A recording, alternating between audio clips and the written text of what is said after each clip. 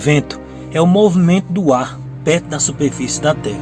Ele pode ser uma leve brisa ou um forte vendaval. Os ventos mais fortes acontecem durante tempestades chamadas tornados, ciclones ou furacões. O vento é causado por mudanças de temperatura no ar, na terra e na água. Quando o ar passa sobre uma superfície quente, ele aquece e sobe. Isso deixa o espaço para o ar mais frio ocupar seu lugar. O ar em movimento é o vento.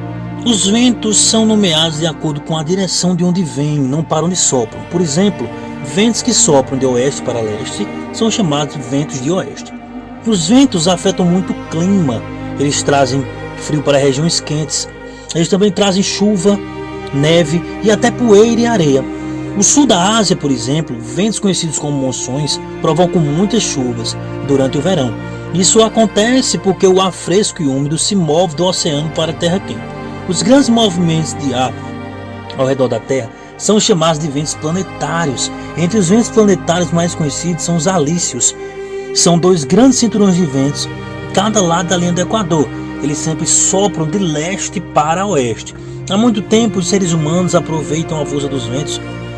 Os primeiros navegantes eles dependiam dos ventos planetários para viajar pelos oceanos.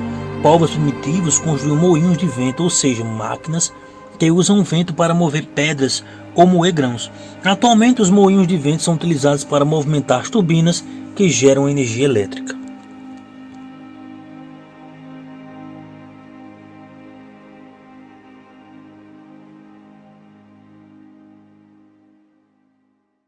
Pois é, galera. Vamos estudar vento, todas as suas características, tipos, não é? Contexto geral, de que maneira, não é? Esse vento e essa brisa que a gente acha tão agradável, não é? Quando a gente vai à praia ou quando a gente vai ao campo, não é? Que influência isso tem no clima, não é? Que influência no tempo? Tudo isso nós vamos ver hoje. No caso, é um contexto muito interessante e isso aí quando a gente fala de ventos, porque desde a antiguidade o vento ele sempre foi muito cobiçado pelo homem. Questão de tecnologia, questão da produção de moinhos de vento, até hoje a energia eólica, não é? Então, isso é muito importante. E saber essa dinâmica, entender de fato como essa dinâmica do vento acontece pelo globo terrestre, é o que nós vamos aprender hoje. Nesse caso, a gente pode diferenciar em brisas também, tá? Nesse caso aí, a gente comenta um pouquinho sobre brisa marítima, certo? Que é um fenômeno diário, certo? Que sopra do mar para a terra durante o dia, em sentido contrário à noite, certo? Acompanha comigo aqui o esquema. Durante o dia, a temperatura da Terra se eleva mais rapidamente que a água. Isso acontece porque o calor específico da água é maior que a da Terra, ou seja, é necessário maior quantidade de calor para elevar 1 grau centígrado da temperatura de certa massa de água do que elevar 1 grau centígrado da temperatura da mesma massa de areia. As camadas de ar que estão em contato com a areia se aquecem mais e ficam menos densas e sobem. Seu lugar é ocupado pelo ar frio que está em contato com a água. Surge assim uma brisa do mar para a praia. Já, galera, a brisa terrestre ela ocorre à noite, tá certo? O movimento se inverte devido ainda aos diferentes valores de calor específico. A Terra vai se esfriar mais rapidamente e a água demora mais para se esfriar. Então, por isso que acontece esse processo. Vamos para outro esquema para você entender melhor a brisa terrestre. À noite, o ar mais quente é o que está em contato com a água. Por ser menos denso, ele sobe, dando lugar ao ar mais frio que está em contato com a praia.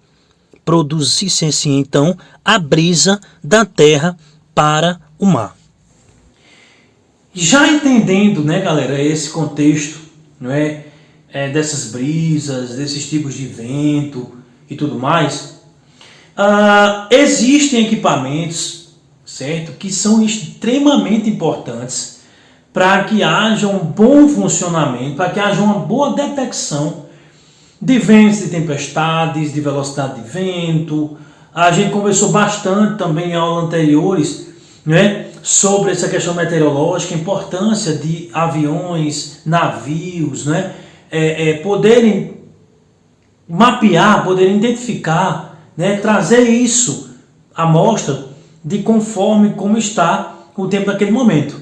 Mas, de acordo com o vento, que é que nós estamos estudando hoje, nós temos dois equipamentos bem específicos, que é o anemômetro, certo? E a biruta, que também é conhecido como anemoscópio, tá? O anemômetro, né, ele vai servir para medir a velocidade do vento. O que acontece? Essa medição ela pode se dar de diversas formas. Tudo vai depender da tecnologia proporcionada pelo aparelho para essa verificação, tá? Para qual vai ser o objetivo que ele será usado. Então o que vai acontecer? Ou seja, se for em laboratório de aerodinâmica, por exemplo, na meteorologia, o uso naval em outras áreas. Então, cada anemômetro vai ter uma função específica. Laboratório de dinâmica, meteorologia, né? A gente vai ver estações meteorológicas, é extremamente importante a presença dos anemômetros e dos anemoscópios lá. Então, balões meteorológicos, então tudo isso nós vamos ver. Só que acontece, os anemômetros eles são extremamente indispensáveis, principalmente para avaliar a meteorologia e sua variação. Tá? Então, vamos imaginar comigo aqui um navio que precisa navegar em águas bem profundas, um avião, né, que vai decolar.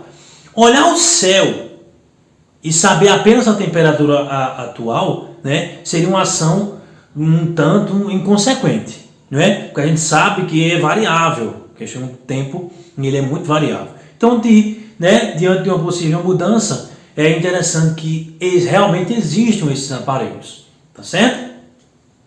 Outro aparelho bem interessante também é o anemoscópio, uma biruta, né? Bastante presente, com mais fácil visualização nos aeroportos, né?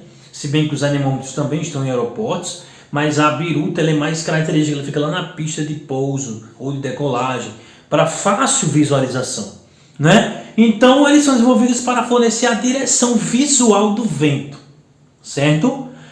Aí essa direção visual do vento, né, vai trazer informações de velocidade do vento ao piloto. O que acontece? Vai chegar um determinado momento que a velocidade do vento na biruta ela vai encher totalmente, né? Vai depender do ângulo também, que ela vai estar um pouco mais baixa, um pouco mais longa. Quando ela vai totalmente esticada, isso quer dizer, por exemplo, um ângulo horizontal, por exemplo, né? Ela pode estar com a velocidade do vento até relativamente alta. Então, isso é bom para os pilotos, que quando vai ver o voo no solo, aeroportos ou heliportos. Então, é importante sempre a verificação. Você vai voar de asa delta, tem que ter a biruta e tudo mais, né? Outra característica muito legal, bem interessante aí, para a gente comentar também aí, não é? Sobre esses aparelhos, que são bem interessantes, né? Existe essa tecnologia que vem aí pelas estações meteorológicas, certo? Com o objetivo aí de trazer à tona, né, todas as informações relacionadas ao tempo, certo? Mas próximo tópico que a gente vai comentar aqui é quando esse vento ele traz perigo à humanidade. Tornados são colunas de ar que giram com muita velocidade e duram apenas algumas horas e podem ocorrer em terra firme. Quando ocorrem no mar, por exemplo, são chamados de trombas d'água. Enquanto o furacão alcança diâmetros de até 1.500 km, o tornado é menor e tem formato de funil. Para prever quando e onde furacões e tornados podem ocorrer, os meteorologistas estudam locais com grande variação da pressão atmosférica. Dessa forma, é possível prevenir a população e evitar que tragédias ocorram.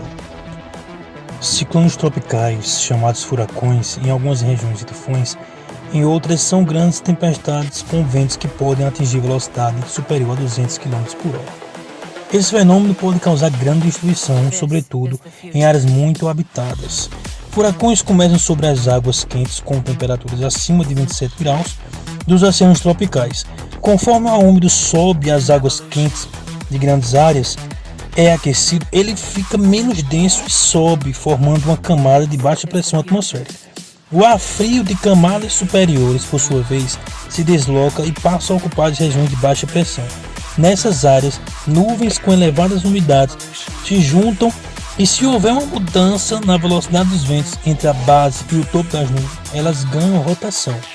Os ventos de um furacão podem derrubar casas, destruir plantações e causar mortes.